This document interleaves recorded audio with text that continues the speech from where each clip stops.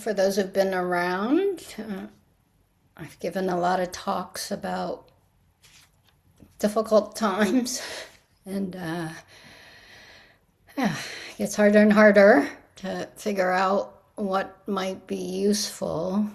And I will say that I, too, like many of you, or what I've heard, I'm a bit in despair. Not a bit. I am in despair. And I've been in despair for a while. And really find it difficult to figure out what to do, in particular, to do. And in part, because my sense, this is mine, is while I have activist background and have trust and faith in going out there and showing up, and I think it certainly is a response. I think a lot of what I learned as activism from the 80s, 90s, and 2000s in particular, it's hard not to feel like it has little impact.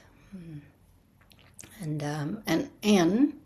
it does have impact, I try to remember. And also I think it is time for some new ways, which I think many of us are trying to figure out what that is. I do things, and I do share it with you all, or share it on certain of the various platforms we have about what I do, and sometimes you're invited, and we have had invitations from me and from other people on the listserv for tonight. And I think we can, at the end, talk a little bit more about how we want that to be used. Certainly, that's a possibility for those who are new here or haven't been here for a while, especially since the pandemic. It's part of practice, and that we live together, and certainly doing something I've been very direct about is that the Access to Zen Sangha, not perfect in any way, and we are here to live together. And so, we share our lives. And as a teacher for Access to Zen, I do give a lot of attention to what is my role as a teacher in terms of what do the teachings, how do the teachings of Buddhism support us in times of difficulty, or what can I share from the teachings? And to be perfectly honest, I'm at a point where I have no idea. Or have many ideas, depending on the moment. Here's one that I've landed on for today. And I hope it's supportive to you. It's not my role to tell you what to do. I don't believe that's my role. I think it is my role to bring up what I find to be disturbing or dukkha-inducing experiences, or point towards how there are areas in which suffering or dukkha is heightened or is ignored and need our attention. As you've heard during the check-ins, there's a certain resonance we all have here. So I really want to talk about, or what I feel to be my role at this point, is to keep talking about the how. 2 weeks ago, when I talked about willing, are you willing to live life fully in 2026? And of course, since I talked about willing, I And in my head, oh yeah, I should really talk about not willing, because this is certainly a time which I think that not willing is also important. I wanted to say equally important, but I actually don't think that that's useful. And that's because I really want to encourage us not to set up dualities, right? I have to do it this like this, or I don't do it like that. However, for me, not willing is at what point in which I'm not willing for certain conditions to keep being the norm, or to keep being raised up, or where we ignore. And certainly I think that's something that we all need to pay some attention to. And of course, the first thing I think about is the precepts.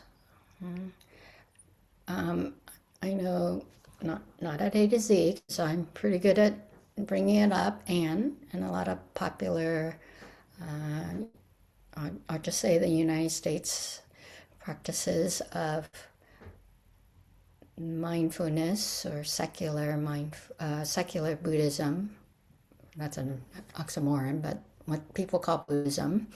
There's a lot of emphasis on meditation and not on the precepts. And so I'll just bring that up because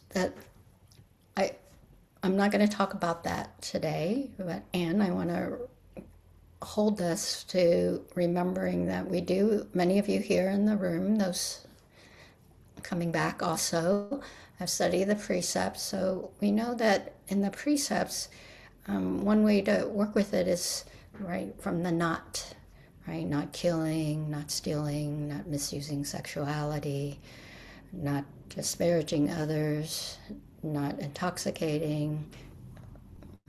There's 10. And so that's a container for us to really understand our values. So that's another talk. I have given that talk, and that's another talk. The one I wanted to touch on today, because I really think right now, really the how of how we engage is really important. And of course, I've talked about the how before. And one of my tasks as a teacher is to frame different practices in context of the world we live in. And so we are studying generosity in the multi-month program as part of the Bodhisattva 4 Methods of Guidance, a teaching by Dogen Zenji based on some Theravada teaching from the Sangha Sutta. So the 4 are generosity, kind speech, beneficial action, and identity action or cooperation. I'm not going to go through all 4. We're on generosity. And so one of the ways that this framing of generosity is through this text that we're studying, which we also use in another program, but if you haven't gotten to it, I highly recommend it. It's the Buddha's Teachings on Social and Communal Harmony, an anthology of discourses from the Pali Canon by Bikkhu Bodhi. Mostly it's an e-book. And when he talks about generosity under the personal training section, he does point towards that. So the word here for generosity, and we'll just start there, is dana, as many of you know.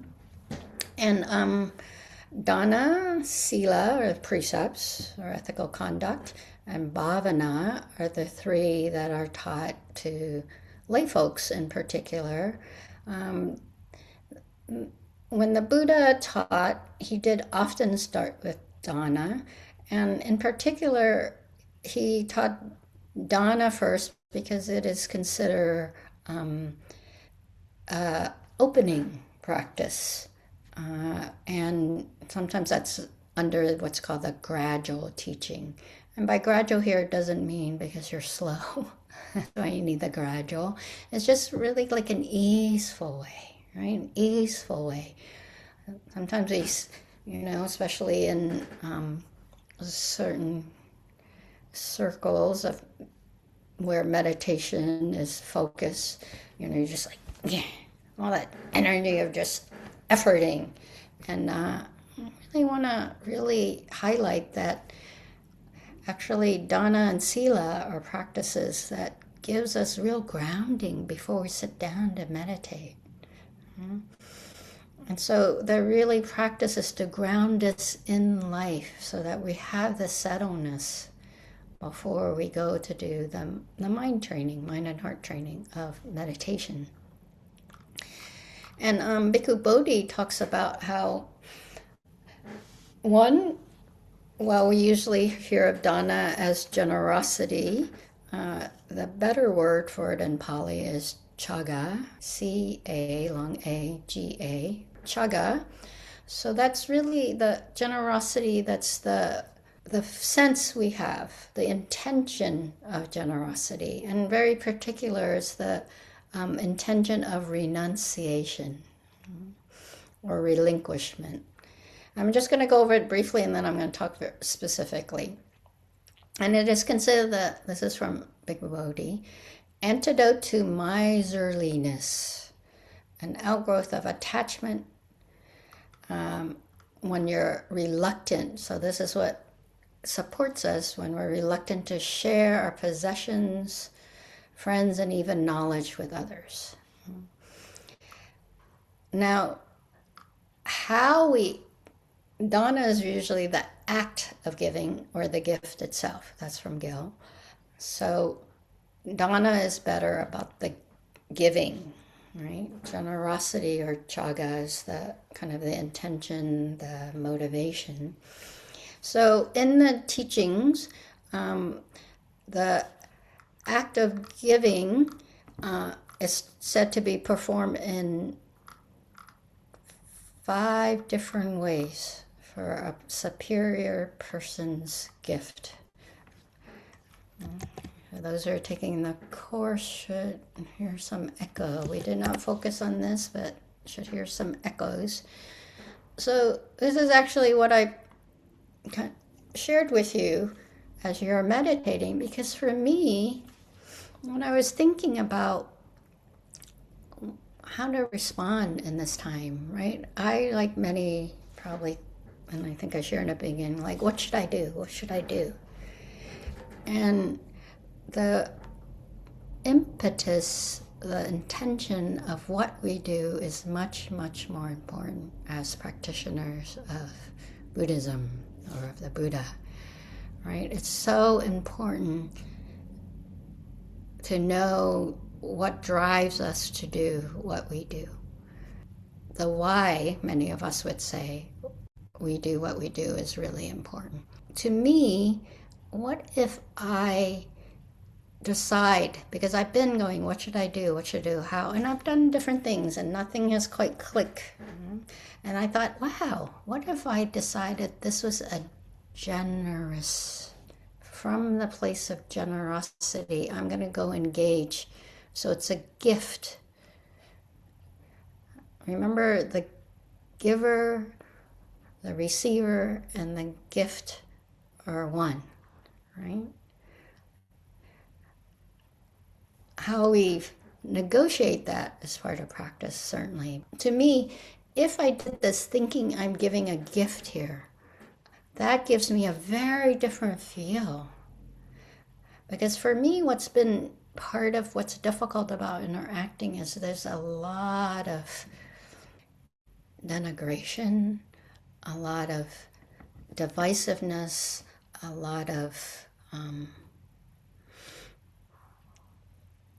self-righteousness, and I've had all those. So it's not like I'm saying those are wrong to have, mind you. I've had all those. And I continue to have all those. And again, I really wanted to really think, offer what might be if we went to do something, be it just that I need to stop reading the news, or I do need to read the news, or do I need to go out in the street, or do I need to join an organization? What if we really thought through or really be motivated that this is a gift both to myself because I'm putting my value into action, and to do it as a gift, right? And I know I feel very differently when I do something in which, I really feel like it's a certain kind of generosity that I'm expressing, or that it's something that I'm offering to someone. That's a gift. And certainly, part of the struggle is my time, my energy, my emotions. Right now, those all feel very much difficult to manage. And so, this is the order that's in the writing, and I did think, when I think about action, say, right, is this the right time? Like to me, it is the right time to go out, be in the streets right now, or to join something in which my voice is more, right? So when we go to do it, and by the way, this is not like a one-time thing, mind you, right? Is this the right time? That might help me to decide what to engage, or to engage in like this, or to engage like that. So is it the right time? Given conditions of the world and my world, right? I'm not trying to ask you to give up yourself. Never, never. This is not a must list for me, right? There's no must in our practice as I understand it. Sometimes there's a need, and part of that might be it's the right time. There's a need here to do X, Y, Z. The need is part of is it the right time? To do this as a gift, to be it, again, to myself, to another. Like in some ways, the protests about what happened in Minneapolis is a gift, right? It's a gift to show up. It's the right time. And then, can it be out of respect? Imagine if there was more respect in the way we did activism, right? And I'm not just saying just my side of activism. Why I don't understand it, I think, I could just say the other side, right? I mean, part of my thing is I think the people who are engaged in ICE or the administration, they think they're doing the right thing at the right time.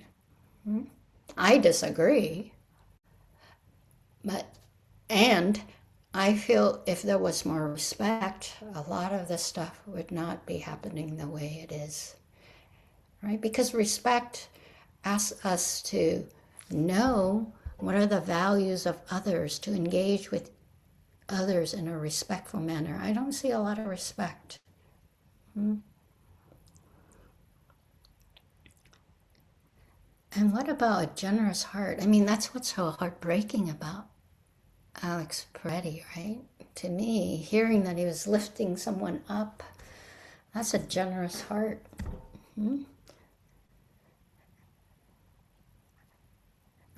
This doesn't make things not bad things happen. I'm not giving you a list to ensure that bad things won't happen. I'm sharing this list to say, from mine, and if we carry this out, if we hold this as ways in which supports us to make decisions and behaviors, speech and behaviors that will foster justice, equity.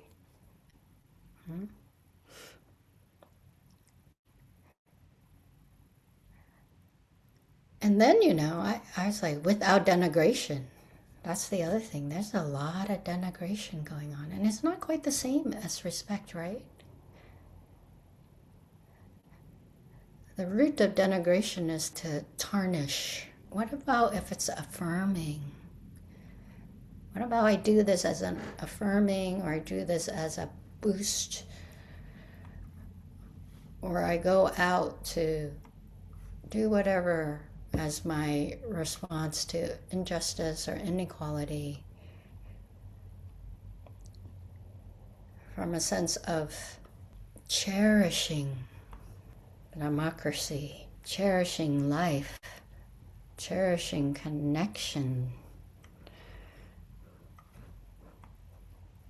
cherishing rights, And then I say faith for last, because that one can be really kind of triggering in it. Especially right now, I think faith is a hard one to hold on to. For me, also being an immigrant, we've had a lot of faith in the American idealism, the United States idealism of freedom and justice for all. So our faith is really being tested.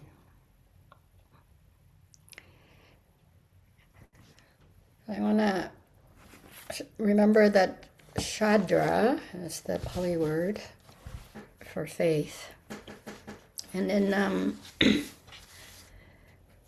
Buddhism, where we hear about faith a lot is in the three refuges, the Buddha, the Dharma, and the Sangha. Here's from Thich Nhat Hanh. Taking refuge in Buddha, Dharma, and Sangha is a fundamental practice in Buddhism. These are universal values that transcend sectarian and cultural boundaries. When we were in our mother's womb, we felt secure, protected from heat, cold, hunger, and other difficulties. To seek for refuge means to look for a place that is safe, a place we can rely on. Faith, or Shadra, in Buddhism does not mean accepting a theory that we have not personally verified. The Buddha encouraged us to see for ourselves. Taking refuge in the three jewels is not blind faith. It is the fruit of our practice. At first, our Buddha may be a book we've read, our Dharma a few encouraging words we've heard, and our Sangha a community we've visited once or twice. But as we continue to practice, the Buddha, the Dharma, and the Sangha reveal themselves to us more fully. Faith is important for all religions. Some people say, if we believe in God and it turns out that He does exist, we'll be safe. And if He doesn't, we won't have lost anything. Theologians speak of a leap of faith, like a child jumping off the table into the arms of their parent. I'm changing pronouns. The child is not 100% sure their parent will catch them, but they have enough faith to jump. In Buddhism, our faith is concrete, not blind nor a leap. It is formed by our own insight and experience. When we take refuge in the Buddha, we express trust in our capacity to walk in the direction of beauty, truth, and deep understanding, based on our experience of the efficacy of the practice. When we take refuge in the Dharma, we enter the path of transformation, the path to end suffering. When we take refuge in the Sangha, we focus our energies on building a community that dwells in mindfulness, harmony, and peace. When we touch these three jewels directly and experience the capacity to bring about transformation and peace, our faith is strengthened even further. The three jewels are not notions, they're not ideas, they are our life. As many of you who have studied the precepts with me, and then the 16 Bodhisattva precepts, we begin with the refuge. The first three precepts are the refuge. So the Buddha was a person historically, and the broad stroke is, he represents to us a human being who had the capacity to become enlightened, as we all do. Someone who awake to life and can meet life completely. So what action, what speech might be, who in yourself, in your Buddha nature, are there people in your life that support you to stay open and committed to life? And the Buddha could be an organization. It could be a group. So what if that's a criteria for where to hold up as someone who will, or some force that will give me guidance to aliveness. Our practice is to live in this life as it is. In some ways, the Buddha, to me, the awakening isn't like, a God. The awakening is I awake to my capacity to be able to commit. Doesn't mean it's not hard, but I'm committed to living fully. That's Buddha. The Dharma are some teachings that will support me, some guidance for how do I hold difficulties? How do I negotiate those? As a thinking, value, emotion, sensation. How do I work with it? Right? Guidance, actual guidance. The person supports me, or some force like the Buddha supports me, including my Buddha nature, mind you. But then the nitty-gritty is in that we're given guidance for the nitty-gritty, and then we enact the nitty-gritty in Sangha. We engage, we try it out, which means what? We fuck up at times. It also means we celebrate at times. We feel good at times. Right? Or else we're just confused, or we're neutral, but our whole life, right? This is where I'm practicing. And when we join a Sangha, to be committed to trying it out. That's my take. And to me, that's the Zen take. And here we practice not just so that we're all, have a clique here, even though we have t-shirts. We have t-shirts, Access to Zen t-shirts. Well, we're practicing here to take it out into the world. To all beings. That's the generosity. And can we do it from respect, negotiating appropriate timing, with a generous heart, the full-heartedness, a willingness,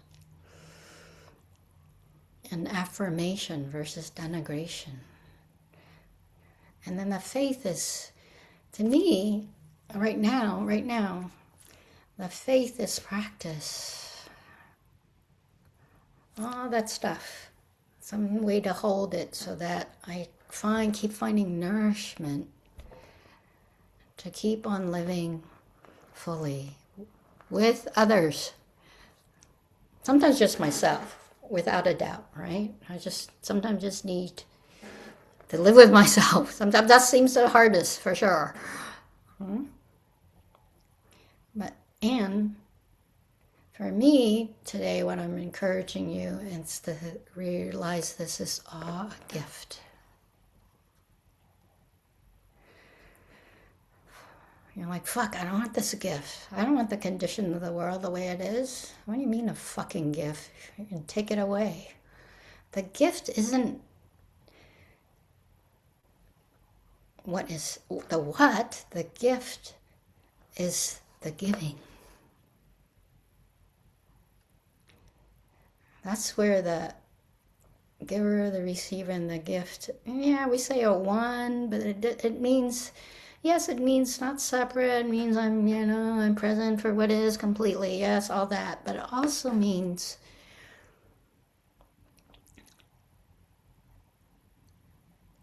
I make my best effort. I give the gift of fully engaging as best as I can. I receive the gift that I know that you are doing the best you can. Holding that is the gift. Especially if the you is someone I really want to denigrate. That's the fearlessness. And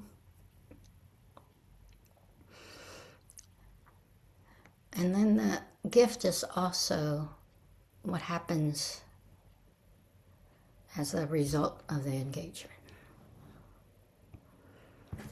My action, what I'm able to receive, and the impact.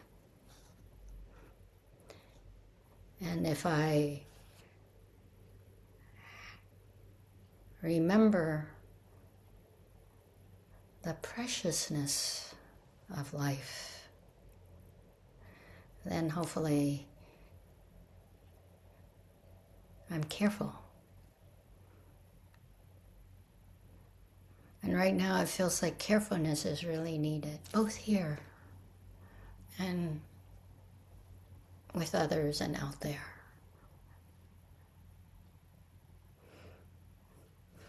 Thank you for listening.